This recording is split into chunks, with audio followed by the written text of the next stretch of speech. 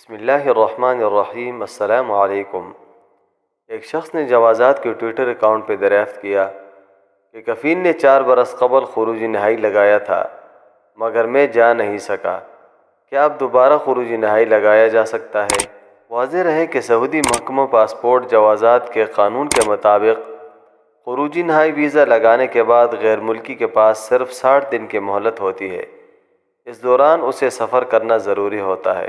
اگر سفر کرنے کا ارادہ ترک ہو جائے تو 60 دن کے اندر اپنا خروجی نہائی کو کینسل کرانا چاہیے، اور اگر خروجی نہائی کو کینسل نہ کروایا تو اس کے 1000 ریال جرمانہ ہوتا ہے۔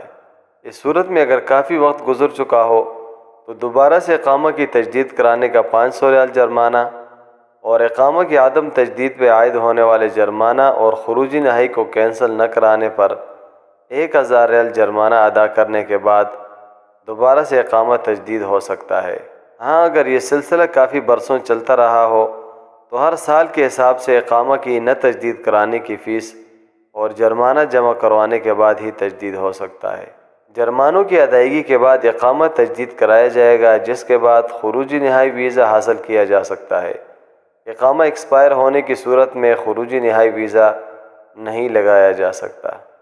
ترکی میں تباہ کن زلزلے کے بعد مملکت سعودی عرب کے بادشاہ شاہ سلمان کے امدادی مرکز نے جس طرح پاکستان میں سیلاب زدگان کے لیے امدادی پل قائم کیا تھا، اسی طرح ترکی میں زلزلے کی آفت سے متاثر لوگوں کے لیے امدادی پیکج کا اعلان کر دیا ہے۔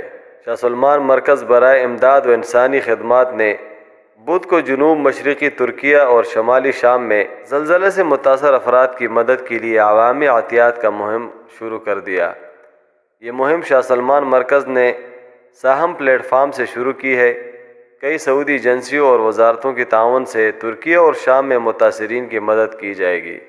ترکیہ اور شام میں تباہ کن زلزلے سے متاثرین اور فوت شدگان کی تعداد 11,000 سے تجاوز کر گئی ہے۔ شاہ سلمان امدادی مرکز کے تحت ریسکیو اور طبی ٹیمیں بھیجی جائیں گی تاکہ متاثرین کی مدد کی جا سکے۔ اس کے علاوہ کھانے پینے کی اشیاء، دوائیاں، طبی سامان اور خیمے وغیرہ براہ راست بھیجے جائیں گے۔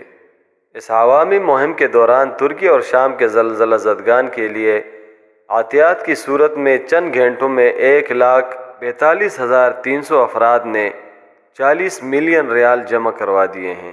آخر میں موسم کے حوالے سے خبر ہے کہ مملکت کے شمالی علاقے آج گرد و غبار کی زد میں تھے۔ جنوبی علاقوں میں دھند چھائی ہوئی تھی، جبکہ لوز پہاڑ پر برف باری کا سلسلہ جاری ہے۔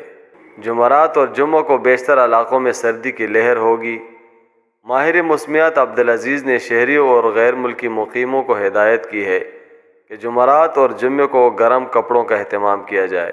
انہوں نے مزید کہا کہ مشرقی ریجن اور مدینہ منورہ میں درجہ حرارت 5 سے 12، مکہ مکرمہ میں 13 سے 19 اور جازان میں 22 سینٹی گریڈ ہوگا۔